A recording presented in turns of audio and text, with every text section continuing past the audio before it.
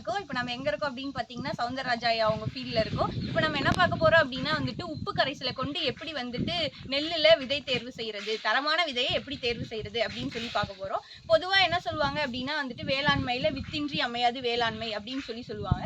வேளாண்மையில வந்துட்டு தரமான விதைகளை வந்துட்டு பயன்படுத்துவதன் மூலம் தான் மகசூலை வந்துட்டு அதிகரிக்க முடியும். அந்த தரமான விதை அப்படிங்கிறது என்ன அப்படின்னா வந்துட்டு, நல்ல முளைப்புத்தன்மை, வீரியம் ஆகியவற்றை கொண்டுள்ள விதையாகும். இப்போ பொதுவா நம்ம என்ன பண்ணுவோம் அப்படின்னா வந்துட்டு, இப்போ நம்ம காட்டுல வந்துட்டு நெல் போடுறோம் அப்படின்னா, ஒன்னா வந்து நம்ம வந்து சேமிச்சு வச்சிருந்த விதையோ இல்லது வந்துட்டு விதை விற்பனை நிலையத்துல இருந்து வாங்குற விதையோ வாங்கி தான் நம்ம வந்து நடவு செய்வோம். அங்க வாங்குற விதை எப்படி இருக்கும் அப்படின்னு பாத்தீங்கன்னா வந்துட்டு, பொட்டு விதை இல்லைன்னா பூச்சி அரிச்சது அந்த மாதிரி வந்து தரமற்ற விதைகள்லாம் இருக்கும். அதை வந்து அப்படியே நம்ம போயிட்டு நடவு செய்யறதுனால வந்துட்டு பயிர்ல வந்துட்டு முளைப்பு திறன் வந்து கம்மியா இருக்கும். அதே மாதிரி வந்துட்டு பயிரோட எண்ணிக்கையை வந்து நம்ம வந்து கரெக்டா பாதுகாக்க முடியாது. அதனால வந்து நம்ம என்ன பண்ணுவோம் அப்படின்னா வந்துட்டு, தரமான விதையை வந்து தேர்வு செய்யணும். இந்த தரமான விதையை வந்துட்டு தேர்வு செய்யறது எப்படி அப்படின்னா வந்துட்டு, ஈஸியா நம்ம வீட்டுல இருக்க பொருளை வச்சே வந்துட்டு நம்ம விதை தேர்வு செய்யலாம். தேவையான பொருள் என்ன அப்படின்னா வந்துட்டு, தண்ணீர், சமையல் உப்பு, முட்டை மற்றும் நம்ம நடவுக்கு பயன்படுத்துற விதை. இதுல வந்துட்டு உப்பு எதுக்கு பயன்படுது அப்படின்னா வந்துட்டு, தண்ணியில வந்து அடர்த்தி அதிகப்படுத்துறதுக்காக வந்துட்டு உப்பை வந்து பயன்படுத்துறோம்.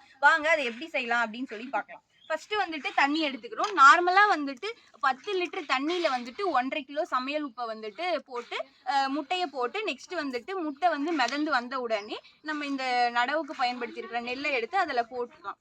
ஃபர்ஸ்ட் முட்டையை எடுத்து போடுவோம். உப்பை போட்டு தண்ணியோட அடர்த்தியை வந்து அதிகப்படுத்தலாம்.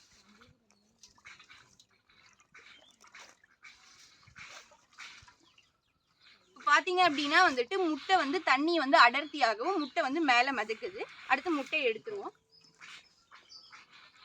எடுத்துட்டு நம்ம நடவுக்கு பயன்படுத்தியிருக்க விதையை எடுத்து இதுல போட்டுக்கலாம்.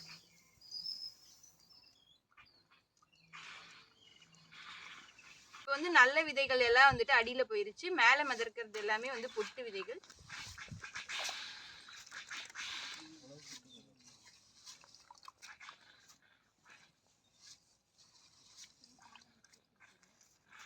அவ்வளவுதான். இதுக்கப்புறமா வந்து அடியில இருக்க விதைகள்லாம் எடுத்து வெயில்ல உணர்த்தாம நிழல்லயே வந்துட்டு 24 மணி நேரம் உணர்த்திட்டு அடுத்தது வந்துட்டு நடவு செய்ய பயன்படுத்தலாம்.